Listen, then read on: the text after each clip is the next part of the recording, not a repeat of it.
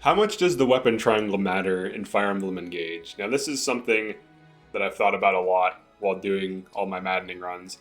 And honestly, I think after doing basically 4 Maddening runs, I have 2 completed, and my third and fourth run are both on Chapter 20, so I'm pretty close to finishing both of them.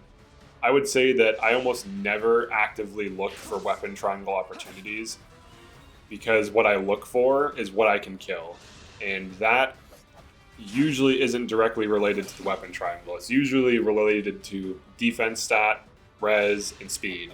So I don't usually care what weapon the enemy is using. I care about what I can do to kill it. So for example, if I'm attacking a Wolf Knight, I'm not thinking about punching it to break it, because that's what breaks daggers. I'm thinking about, how do I kill this Wolf Knight?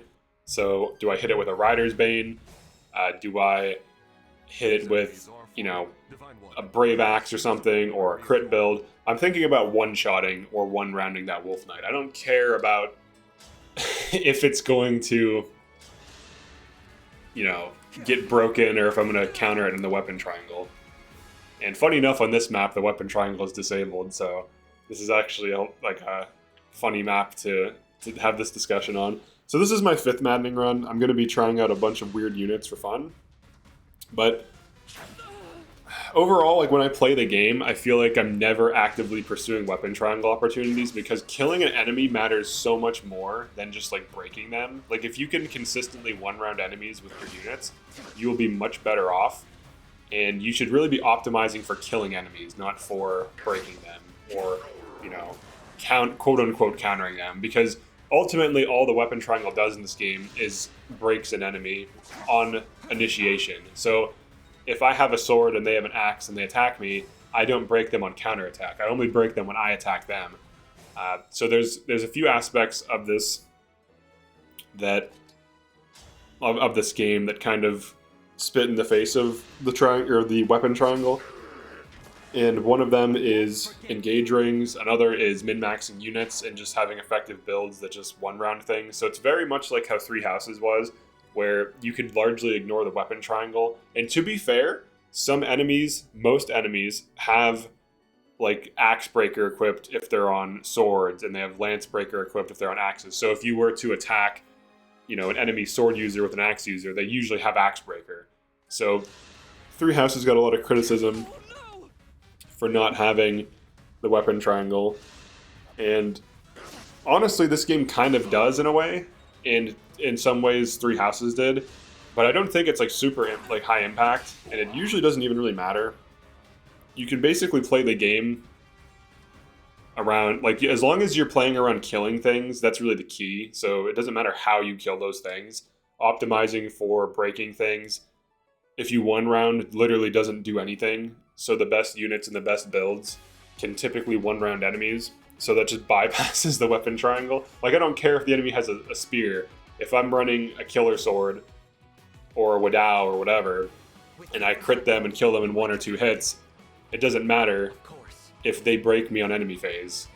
It does to some degree. It definitely matters a little bit, but it doesn't matter so much so that you actively think about it often. Alright, I'm going to sit here because I want all these things to attack me. And I do not want to let Vander cook, which is probably one of the best memes I've seen for Fire Emblem Engage. The one dude that made the Joe Biden memes. Where he's it's Donald Trump and Joe Biden. He's like, hold on, let me cook. It's let him cook, Joe. He's Obama on one of them. It's really funny. But I don't think it really matters too much to optimize for the weapon triangle.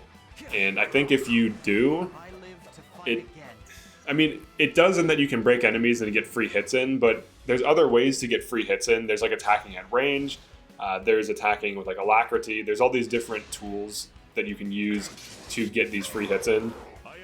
Oh, I fed Vander a kill. The run's over. But throughout all of my Maddening runs, I've never actively found myself thinking oh, this is an axe user, I can break them. It's more oh, this is an armor, I can kill it with magic. Or this is, I think more in terms of unit types. Oh, this is an enemy cavalry, I can hit this with a Rider's Bane and kill it. Like that's more of what the game boils down to than, oh, this is an axe user, I can break them with a sword. Now, if I'm on a wyvern, a sword wyvern, and I happen to break the axe, there's some advantage there because I'm probably doubling it and then I'm probably one-rounding it. So while I'm doubling it, I break it and then kill it, and that definitely helps. But it's not something where if I would take 20 damage, I wouldn't attack that enemy. It's more of a nice thing that happens sometimes, more so than a thing you optimize around. And also, there's other units who basically exist outside of the weapon triangle. Like most tome units, most bow units, most dagger units, the only time the weapon triangle exists is when one of the enemy punching dudes punches you and breaks you, and they don't break things. So the new character's name is Fiver for the 5th run. So like the unit types that exist outside of the weapon triangle, just straight up ignore it.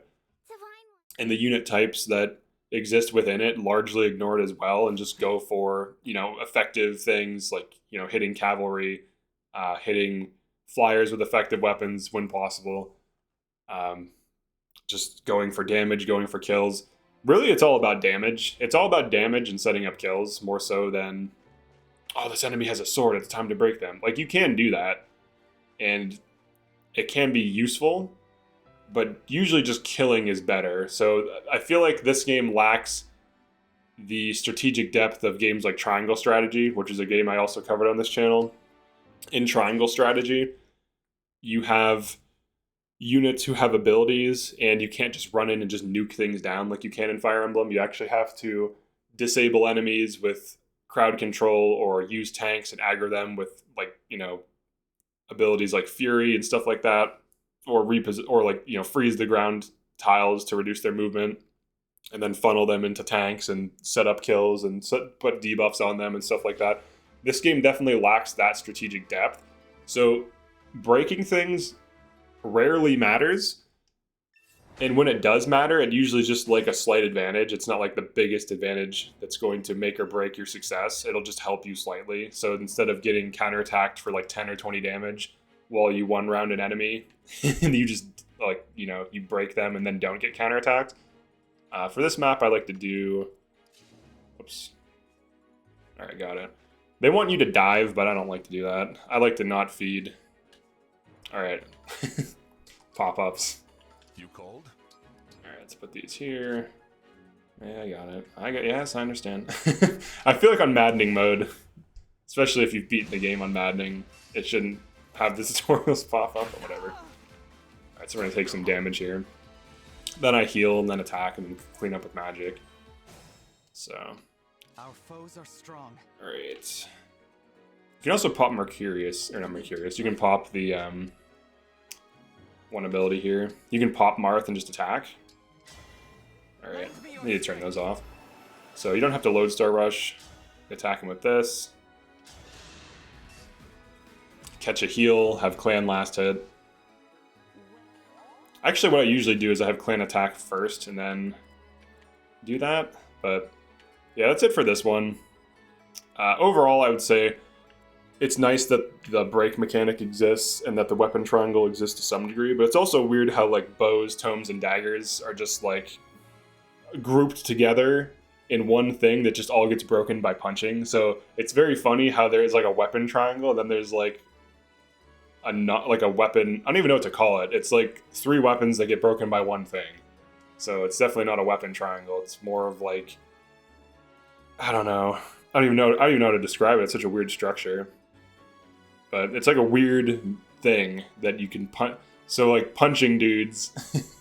It's basically like this. There's, like, this well thought out system of, like, axes have high might and low accuracy, and spears have medium accuracy and might, and swords have low might and high accuracy, and the high accuracy beats the low accuracy, and the high might beats the medium might, and then the medium beats the high accuracy.